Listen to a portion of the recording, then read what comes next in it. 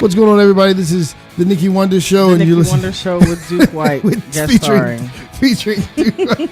featuring Duke White. Featuring Duke White. Oh my goodness, what a weekend! The Oscars. Are we gonna talk about this today? You know, I just want to talk about it a little bit because I just saw the Jesus was a black man. Yeah, Jesus was a black man. Right.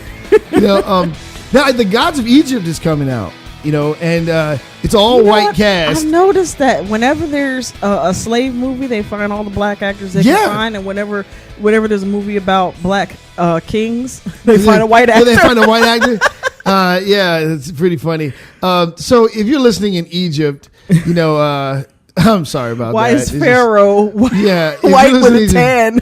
You know, if you could just send over a few history books from Egypt instead of taking, like in America, we've like taken the white man's word for it. And if you're listening in England, hey, listen. Sorry, let this bygone be bygone. I'm talking about America. I know that you guys are different because you know everyone puts white people in the same lump. You got the Scottish, the Irish. The point is, how come when we do slave movies, we find the blackest people we can find? And like you couldn't find in the 60s and 50s, you couldn't find any Native Americans to play in the cowboy and Indian movies. You can play. Right. You can at least if anything, at least get someone from India to play the part or somebody of some color. However, but the new frontier is now the Bible. If you've noticed, every year there's a Bible movie out. Well, you know what's funny is how technology and because of the internet and everything, it's like changed the opportunities for artists to get out and people to feature, and you know a lot of things. Reality TV definitely changed a lot of things, and you know this is actually a perfect segue into what I kind of want to talk about. There's this show called The Five Life that's on YouTube, and if you get a chance, it's called The Five Life. Well, no, I think it's Chris and Kelly Five Life. Chris and Kelly's Five Life. Yeah, okay. So it's Chris and Kelly's Five Life. This program is completely amazing. It's raw. It's about a family who is actually trying to, you know, just do ministry.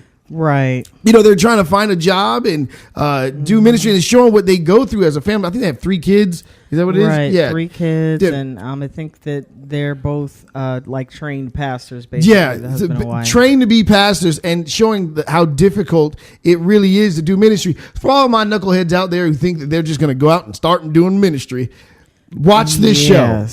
Watch this show. You can subscribe to it. It's Chris and Kelly on YouTube. Kelly Five Life. Yeah, you can subscribe. Well, and because of the internet, you know, stories like this can get out.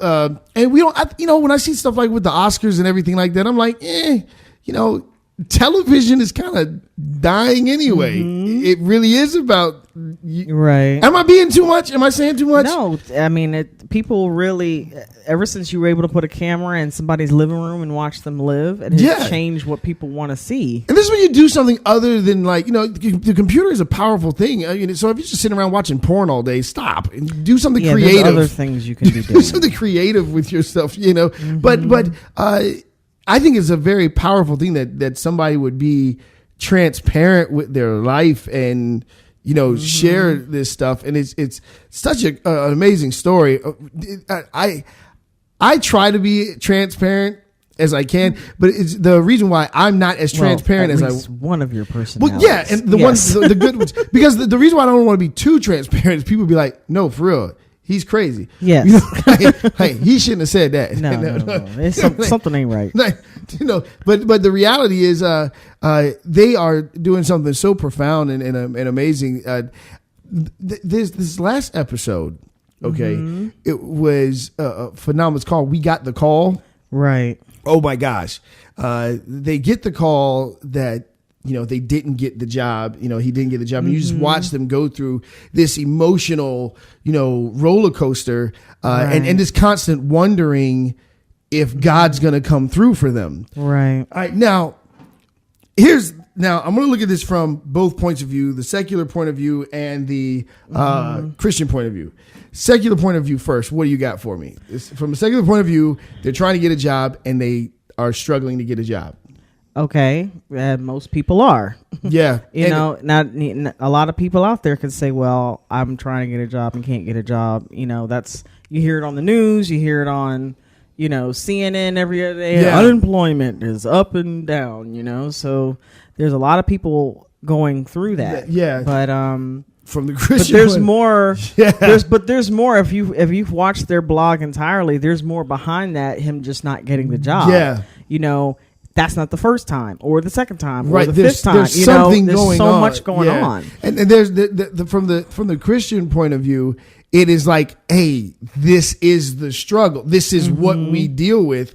This is what makes prophets. Yeah, I mean, because realistically, all right, if you look biblically, all right, and this is going to sound weird when I say this, but the reason why the Bible is so amazing is because people physically and spiritually went through things to give us in the future a spiritual revelation of what we're not going to have to go through. Right. So like they took a lot of blows for us, kind of like slavery. Like they took some blows for us, and we get the revelation, and we get to press on like to the next generation. Right. We get, so there's going to be breakthroughs and revelation in the future where they're going to be able to look back at us and say, wow, they took blows for us. Right. All right. Now, like we had to deal with the iPhone 6. They're going to have the iPhone 24.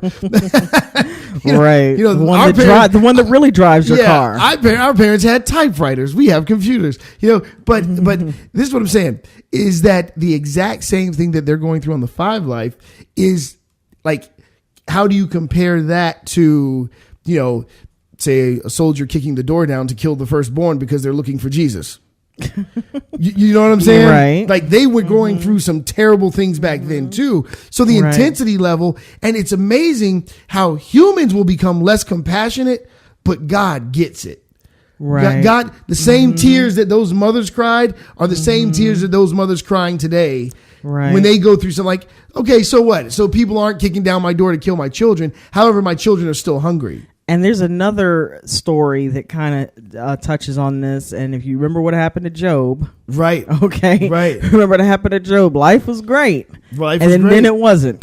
And then it wasn't. And then it wasn't. And it was like that. What's that story in there for? Yeah. It's in there to say, look, even when life sucks, and you know what's crazy God about is that? Still God. What's crazy about that is the book of Job is the oldest book in the Bible. That means that Job is the foundational principle. Like Job is the one that's saying whatever happens, like God is still God. Yeah, like that means that they had the book of Job in the days of Moses. Right. You know what I mean? That means Job's writings were there. So if Job predates the book of Genesis, it was created before Genesis. So now we have a situation where there were groups of people that were aware of how God operates. Right. Which means on any given day, things could just wow out. Right. And you know what? I'm still God. And I'm still God. He says, I'm still God. Like he still says, I'm still God, even when your life is horrible. Yeah. And the thing is even to himself, he was still God. Like Christ is in the Garden of Gethsemane, which the Garden of Gethsemane, it meant the garden of crushing or pressing. Right. That's where they would go and step on the olives to get olive oil. And do you realize to get the olive oil, you have to destroy the olive. You have to destroy the olive.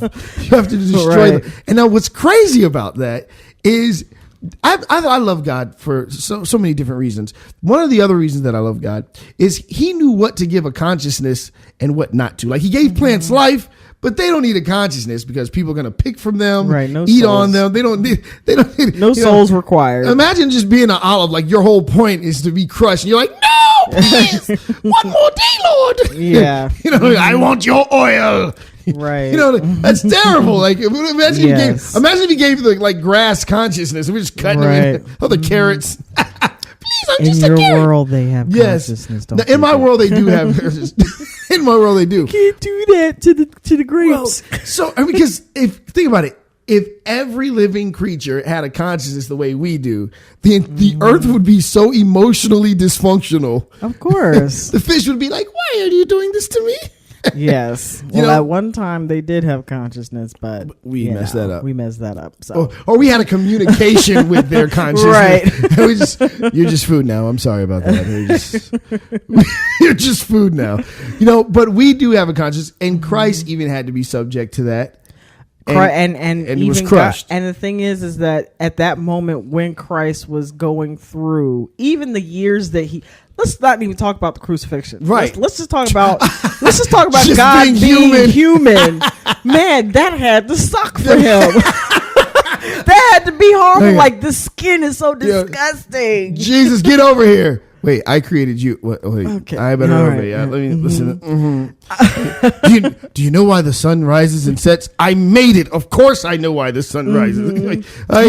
His mom, I told you to stop that, Jesus. Mom, okay. You know what? You are my mama. You know, and it's funny because like she's praying to him. He's getting all the messages. It's a weird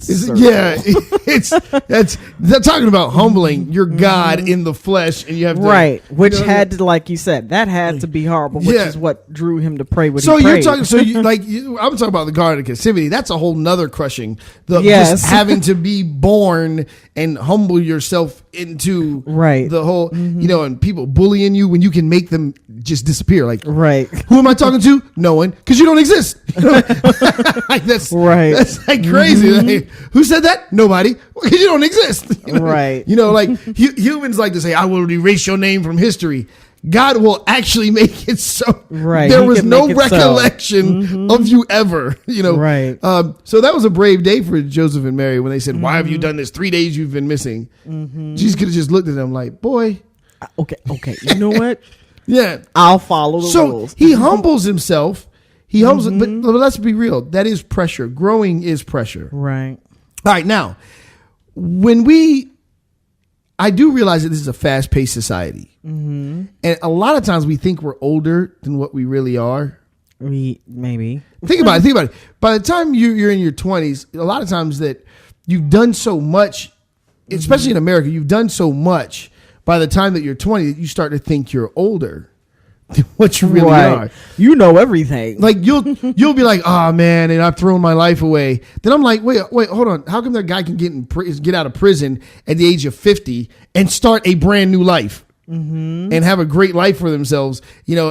So if you're feeling the pressure of life, and listen, it could be a possible chance that you're growing into something that you didn't know you were growing into. Right. Because I with the fast-paced culture that we have, we do want results fast. It's almost like, I'm going to go to college, and I'm going to get education, then I'm going to get out. This is what we tell ourselves. Then I'm going to get out, and I'm going to find a good job. And it's like, wait, hold on. Did you have any space for reality in there? Right. You might be working at Ruby Tuesdays for a couple years. Yeah, you might be working at Walmart for a little while. Yeah, like I'm just saying, it's not that I'm stepping on somebody's dreams, but it's like just because you went to college doesn't necessarily mean,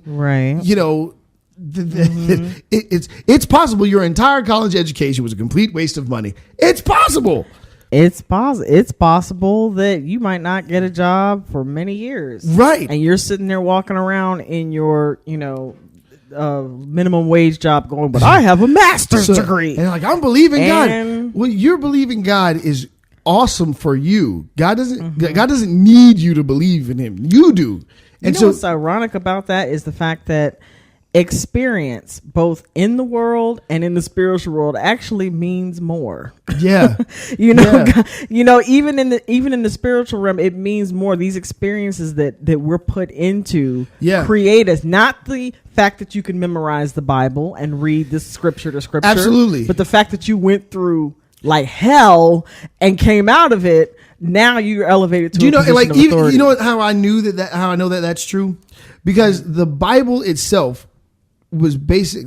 The writers of the Bible itself in the New Testament pretty much said, hey, they actually wrote it in scripture. We're not going to sit here and write everything down that Jesus did because that's stupid.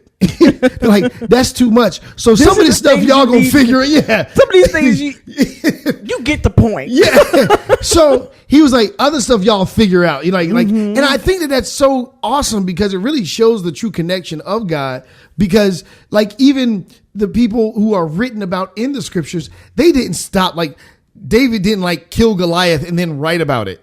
You know what I mean? Like they told the story of what happened with David and Goliath. They told the story. So even the people who were going through the stuff in the scripture, they went through it. They experienced it. And we learned from their experiences. And somehow we've kind of thought that maybe we weren't going to experience some stuff. Right. You know what I mean? I think that's one of the challenges of Christians. Like, hey, just because you read your Bible, it doesn't mean. It's also another justification for people who don't read or believe in the Bible. It's like, you know what you're going through. There's a story about that. Right. It's like, but the Bible can't tell me what to do. Well, there's a guy in there that went through exactly what you're going through. Exactly what you went through. And you can see what he did. Yeah. And maybe get an idea. Like, I know you think it's different, but it's not. It's not different. You know, now I do know this is that when you look at Christ on the cross and he's praying to God, and he said, is there another way? And he gets no reply back. And it's it's almost like he's telling himself, man, you know, it ain't no other way. Man, come on now. You know what I mean? Now, that's almost like, you know, if I know, you know, that, you know how there's certain things you can do that you can't undo. Like say you have a child and the child is born. You can't undo it. No matter what you do, you can't just undo that. So there's that. So, you know, it's almost like, okay, I've crossed the line. I did not sin. I stood against the Pharisees. Now I'm here. Father, is there any other way to lift this cup? And he's like, no, come on. You know that there's no other way. Right. Well, it looks like I got to go through it. Right. Now that deep breath is almost, wait, hold on. Not almost. It is accepting the death penalty. I was like, that's the same thing as like, you know, going to the electric chair. It was the death penalty. Right. Do you realize what life looks like through the eyes of someone going through the death penalty? Just ask Jesus. Yes, he was praying like, okay, so I'm about to go through this. Well, and you know, when I think about the 5 life, I'm like, having 3 kids, you know, and, you know, not knowing where your income's coming from. And that can almost feel like it's like helpless and hopeless. And that can feel. I'm sure it does. Yeah. I mean, you could feel totally, you know, especially with the way God operates. You know how sometimes God teaches in silence. Mm-hmm.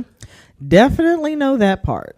Oh, that is the worst. That is the worst because you want. It's like going to the dentist. You want to feel like you want to pray and feel like you get an answer. It's almost like think about children and they come to you and they say, "Daddy, can I have?" and "Daddy, I need." And if you just don't even respond, how do they start to panic almost? Right. It's almost kind of like, can I or can I? Is this happening or not? Yeah. And you don't want to mess up. Well, and that's the thing is that listen, guys, you got to subscribe to this show. I'm serious. It will bless you. I'm telling you, if you're listening at all, like, it will bless you. You got to check the show. It's called Kristen Kelly 5 Life. Subscribe to it on YouTube. Subscribe. It is amazing. Especially this last one where basically it's like, God forgot me. Is basically what they're feeling like. And and these are pastors saying this, which is crazy. That tells you how much they're under it. You know, and I really think that one of the things about this program that is just so genuine is they're not pretending. You know what I mean? And they're really opening up about how people feel. Because there's often, when I was going through my divorce, I felt forgotten. You know what I mean? I had the kids and, you know, and I'm all by myself and it was like really rough. And I'm like, oh my God, like, God, this is the light. Like, because this is, evangelists out there, this is the very reason why you can't go around telling people that when you get this relationship with God, that everything gets better. Right. Because that does not line up to the Bible from Adam all the way to Christ. Because everybody who did, if you look at the Bible, anyone who did really profess and proclaim Christ or proclaim God, they had some hellacious situations to deal with. Because now that you've claimed the Almighty, you will be challenged. Because even, I mean, like, I'm talking about Abraham. You know, he had to circumcise grown men. Like, wait, what? Almost kill his only son. Like, we ain't that close, brother. I mean,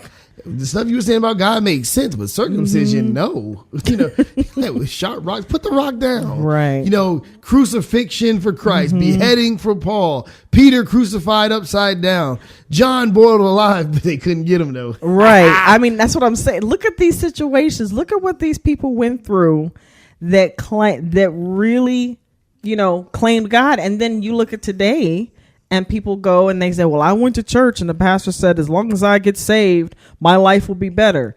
Where is it written? No, I'll tell you where your faith's going to come from. Being thrown in the fire. Right. You know, like, that's because think about it. Even with the three Hebrew boys, when I love the fact that, you know, it said that when they opened up the furnace, the soldier that opened it up, he got burned up.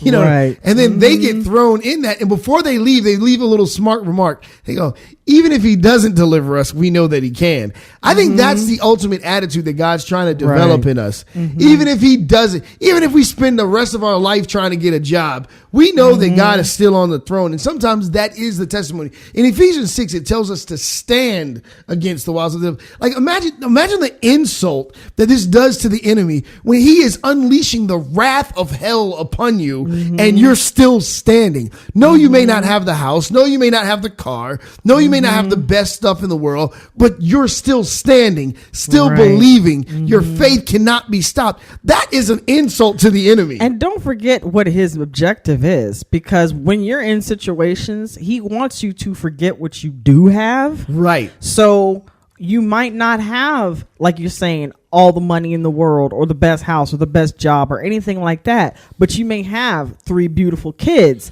that are healthy and alive and wonderful. You may have a full family that supports you. Right. You know, but let's forget about that. Yeah, because that's one of the things that I look at. I'm like, wow, you guys still have your marriage. Right. You know what I mean? And I lost mine, you know. Right. I'm like, you still have your marriage, you have your kids. I get to see my kids on the weekends. And to be from the enemy standpoint, for you to be arrogant like that is even more infuriating for him. You know what? I still have this. Yeah. You know, even though I'm in the fire, you know what? God can still save me. You know, and he like, you arrogant and child I think that's of what God. they're doing. I think that's what Chris and Kelly are doing on the show. I think that they're showing first of all, I tell people all the time, there's no sin against being attacked. Right. It's about what you believe in the attack. And what's happened is that they're exposing the reality of what they feel in the attack. And there's no promise of not being attacked. Yeah. There's no promise of that. There's a promise that you will be victorious. Right. And here's the thing is that with that promise, because that's a guarantee. So with that promise, the enemy can attack. But God is like, let him attack. This is for your good. Right. The attack is how you get to the promise. I'm sure if you could go, let's lose Christ. That was some real preachy stuff I just said. Christ is an example, okay? Yeah. In the years that he was in his 20s. Guys in their 20s, what are your temptations? Just think for a second. Okay? And I'm sure the times that he went to my pray. My biggest struggle in the 20s, my biggest struggle was like the types of shoes and clothes I was wearing. Not even just that. No, this girl walks by in a tight... Did you see the harem on that girl? Yeah. Like, really? So when you can hear Christ, I was ministering in my 20s. I was thinking about their spirits. Yeah, of course you and were. And their inner being. Lies. Ooh, I can hear the Anyways, crickets. The crickets. I hear the crickets. But you can imagine 23-year-old Jesus Christ going to pray and telling his father, like, Father, I'm being tempted. Like, Father, telling him things like that. And God going, well, you did it. It's kind of the deal, man. Like, yeah, because he had to be tempted in all ways. Right. He had to be attacked like that. That's the thing, people, is that's being attacked. I had a friend of mine. So I'm doing this 90-day challenge thing, right? And I had a friend of mine. I told him that I was in the store. I was going to sneak off and get some combos, right?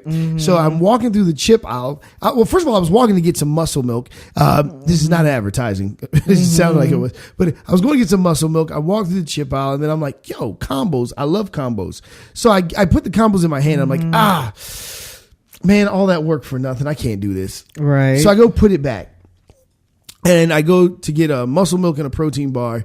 The guy mopping goes, I saw your struggle. And I turn around and I'm like, what? He was just like, he says, I've been following your 90-day challenge on Facebook. And he's like, I was going to take a picture of you because that's what we told everybody to do. Is if you catch me doing something, take a picture and send it in, but besides the picture of me cussing, don't put that out there. Because there's someone has a picture. That's not the challenge. Someone has a picture of me cussing with a beer. And I'm like, no, don't put that out there. Challenge, apparently. No. No, but so what ends up happening is that I turn around and I'm like, oh man, he's like, that's good that you did the right thing. And I'm like, yeah, I did do, it was tough. And we take a picture together, and not only does he watch the show, the 90-day challenge, but he also, he trains at the church. Uh-huh. He trains with Preston Hawker. Man, you were like, yeah. So there's eyes everywhere. And this is on the military base. So there's eyes like everywhere. Mm-hmm. You know what I mean? So I guess what I'm saying is this, is that I got challenged and attacked by just reality, right. And the temptation of life itself. But ultimately I had to do the right thing, because that's what was really good for me. Right. You know what I mean? Even doing the 90-day challenge, I hear all these voices, which is normal for me. Yeah, pretty much. But I hear these voices telling me that I can't do it. It's too late. I'm too old. There's no way. You know what I mean? All that negative stuff. And then the one voice that's positive isn't even mine. It's the trainer going, you can do it. Right. And I'm like, thank you. I needed that, because I was on the verge of flicking you off and walking away. I mean, it's almost like you can hear, and I don't want to say, this is not biblical. This is just my opinion and experience, saying, when you get down, yeah, it's like you feel all the release from the enemy comes at you at one time. Every negative voice comes. Yeah. Everything that breaks you, that says that you can break, all comes in at the same time. It's not even just like one little demon at a time. It's like all 10 million of them come at you. Everything you have ever done wrong, you remember everything bad about yourself. You know what I mean? It's hard to remember anything. I mean, matter of fact, you can mess up one time and I'm a loser. It's like 10 million demons and you have one God. Right. And you're like, you look at from an outsider's point of view who doesn't know the power of God, you would say, man, that's a lot of voices to hear, and then you only hear one voice of God saying you can do it, or come to me. That's builds strength. That is challenging. That builds prophets. Yeah. And you know what's funny about it is that I think that everyone has experienced it somewhere where you just feel like God doesn't care. You know what I mean? Because you're going through so much. You just feel like God doesn't care. It also feels like sometimes not only does he not care, but it's like, are you really there? And sometimes you might feel like, okay, is this thing real? Right. Seriously, like, is this thing really real?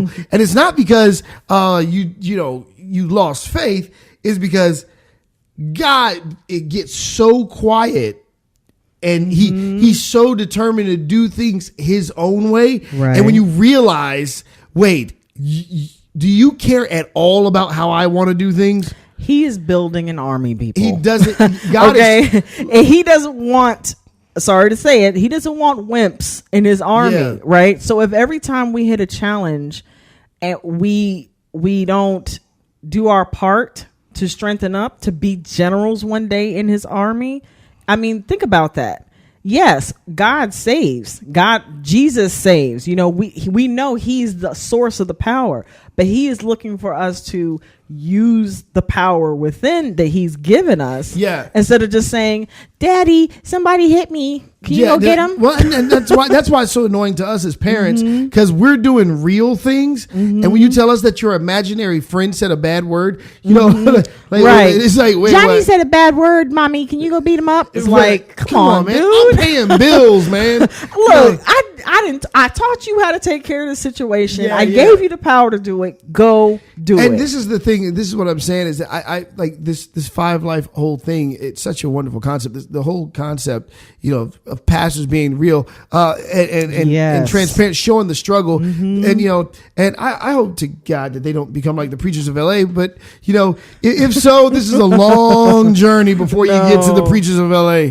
No, actually, now that you bring that up, that right there is going to open. See, God is going to use stories like 5 Life to shock some pastors out there. Look, there's too many of them looking perfect in front of their congregation. They don't have money problems. They don't have kid problems. They don't have nothing like that. They are the textbook family. Yeah. And you look, and even you elevate them to pastor and first lady. Like, really, they are man and woman. Yeah. And it may enlightened or not enlightened. You know what I Right. mean? But they're still man They're and still woman. man and woman. They have struggles. Yeah, and that's why it's so important, people, for you not to put when the Bible tells you not to think more highly of yourself than you ought to. That's almost like God saying, "Hey, right when you think you got it all together, I'm going to show you a whole bunch of more mess about yourself." Imagine. Okay, I'm into zombies, so I like zombie movies. So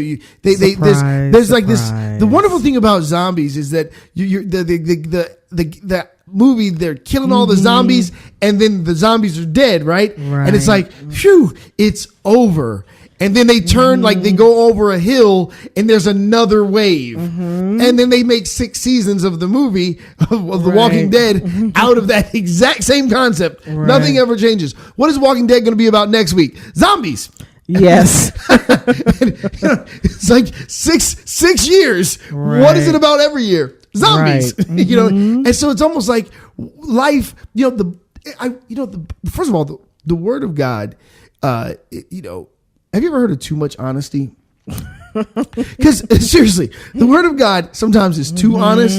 Like if I'm trying to get you to follow me and I say, listen, a lot of people are going to try to kill you for following me. That's a bad sales pitch. Right. You know what I mean? Like, They tell you about that once you get in. Yeah, right. And then you can't tell anybody. But no, Jesus is telling everybody. Like, you got to tell people that, things might get a little rocky from following me. Right. And I think, like, when the scripture says, like, we are cast down, we are burdened on every side, trials and tribulation. Right. But he's just like, we're not broken. Like, wait, no, actually he says we're broken and shattered. Right. But and he talks about that reality, and they're not afraid to talk about that reality. And then he's saying all this stuff, but then he talks about how God keeps us together. Right. And then he says, we have a peace that surpasses all understanding. How? I mean, It's past our understanding. It's a guarantee that you're going to have problems in this world. It's a promise. Okay. That's not a Christian thing to say. You can either have a promise of guarantee of pain and no way out, or a guarantee of pain with a way out. And so imagine you work your entire life, because this is somebody's story out there. There's no way. We have over 800,000 listeners. There's no way this is not somebody's story. Right. That you've worked your heart out. You've overcome poverty. You've overcome so much. You're going further than your family's ever been. You got a beautiful home, beautiful wife, beautiful children, and you just found out one of them has cancer. Right. And now there's all your money, everything. It doesn't mean anything. It doesn't mean anything. You know what I mean? Or you yourself have just found out you have cancer. Yes. There's a Job out there. We had a woman on the show who was in college and found out she had breast cancer twice. Yes, twice. Both breasts had a different type of cancer. Yeah. You know what I mean? I want to say this too. We're praying for the Suarez family. Tony Suarez, he's been on the show a couple times. His wife, Jessica Suarez, just found out she has leukemia. Wow. You know what I mean? And that's devastating, because his wife. Okay. And she's on TBN, and TBN just came out with TBN Salsa, and she's singing, and she's been on both TBNs, and they're Samuel Rodriguez, and they're having this great time, and then they struggled the same way they did on Five Live. They struggled the exact same way, and it's like, and now this. Right. They finally got the home. They finally got where they wanted to be. Finally got the exposure, because pastors do love exposure. You know what I mean? And the pastors got egos too. And they finally get out there, and they're preaching across the world, and then this happens. I mean, like, why do you think they call it, when someone passed, they call it rest in peace? Right. Because the challenges of living in this world are finally over for that person. Yeah. Because until you get to your rest in peace moment, there will be something. Yeah. There will be something in front of you that you have to overcome. Here's the thing. Let me tell you something that was pretty funny. I noticed guys who are married and things like that. Guess what they do? A lot of those guys, they love their wives and everything, but you notice they still check out other women. Yes. Do you know why? I noticed that. The reason why I think that is because the brain is, the human body, humans are never satisfied Because consistently hungry. The only thing that can satisfy them is God. And that's why God will say, okay, this is what that is. Put that energy towards your wife. Put that energy, because otherwise, just look at Solomon, 300 concubines and 300 wives and 700 concubines. He's pretty tired. Yeah, he had a lot to do. It's like every human on the planet is somehow related to Solomon. He was messing with Solomon was messing with Genghis Khan's kids. Alexander the Great's kid. We're all descendants of Solomon. The thing is that realistically, what I'm saying is that if you look at how much pressure is on being human, and being human is not easy. All right. Now, how do we know it's not easy? Because see, when Adam and Eve fell, this is where the producer leaves because we talk about that. When Adam and Eve fell, all right, the Bible says that God cursed the earth in our stead. So instead of cursing us, he curses the earth. Entrance to disease, entrance to death, chaos, the working of the birth pains for the women, the men have to work by the sweat of their brow, and all of this pressure comes in. So, by the way, just in case you didn't know, that the word Eden means delight. So we were in a garden of delight where everything was great, right? Like living with your parents when you're a kid, it's like everything's great. And then you go into the real world and it's like, wait, I have to pay rent. Yes. I have to pay mortgage, So realistically, what's happened is that we were in this euphoria realm of delight, and then we got hit with responsibility because of our rebellion. Right. And the particular rebellion was we got the knowledge of good and evil, which was something that only God needed to have. We tapped into that. That's why in Genesis, I believe it's 4, where he says, man has become like us, knowing both good and evil. So instead of it being in that euphoric state, now you have to deal as a man who is not God. Now you have to deal with God-like knowledge. It's like, whoa, there's so much more out here. What are we going to do about the decrease in ants? Yeah, God can handle. Look, God can handle it. You can't. But now you've bitten into the fruit, and we have that temptation to handle it. Oh my God! Did we just say that? The temptation to handle it. Right. Well, that's the thing. When we became like you said, when we became godlike in our knowledge, we think now we could do what God does. We could do everything He can. There's only certain things He wanted us to be able to do, and certain things. Wow. And that's deep. And I think that like the only thing that we should ever do, and the best thing we could ever do, is just trust Him. The Scripture says to lean not to your own understanding. Right. You know what I mean? And Because if you think that's the reason He didn't want any of this to happen like that, is because He knew that we couldn't handle it. And I think the Five Life, that's what this program is really showing people how to do. It's like how to trust God, but don't feel shame for being exhausted by the war, the battle. Don't like if you're wounded, you can't. That didn't hurt me. Right. Dude, there's a bullet in your chest. That didn't hurt me. I watched one of my favorite movies of all time is Predator. Right. Okay. And let me tell you, one of my favorite scenes is the guy's like, you're bleeding, right? The guy's like, ain't got time to bleed. I love that. He's like, you're bleeding, right? Ain't got time to bleed. But it's like, no, you do have time to bleed because you're actually bleeding right now. Right. you know what I'm saying? No, seriously, you're bleeding right now. Right. But he was like, ain't got time to bleed. And in our head, we can hear that we're tougher than what we are. We're smarter than what we really are. You could spend your entire life doing nothing but staring and studying the stars, and know nothing about relationships. Right. You know what I mean? You got 5 kids and you don't even know their names. Who are these little people? Remember when you took a break one time?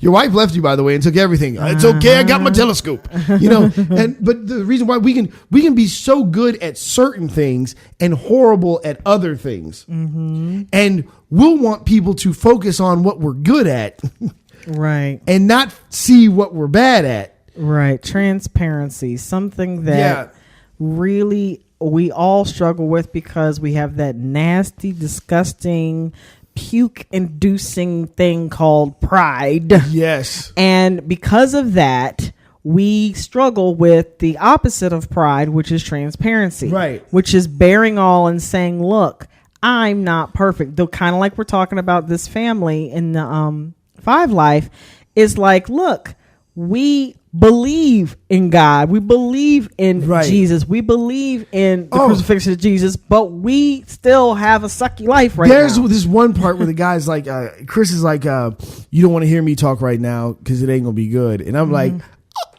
Duke, don't act like you ain't been there. I wanted to say something holy at first. Don't act like you ain't been there. Man of God, how dare you? Yes. You are a believer. In Ephesians it says. And it's like, he was like, look, it ain't man, gonna be good. he is being human right there. Right. He is being straight human. He's saying, look, you don't want to hear because my human side's about to come out. Right. And see, he's even being a pastor and saying that because he's like, look, my human side wants to come out and say some things right now. Yeah. And you know what I think? I think that this is where, you know, a lot of times people try to use faith to escape reality, but what faith really is, it's like get in the car and you're going to drive right into the wall of reality. You know what I mean? Like it's funny how when they want to make sure a car is safe, they do it by running it into a wall. Right. That's how they find out if it's safe. How much impact can it take?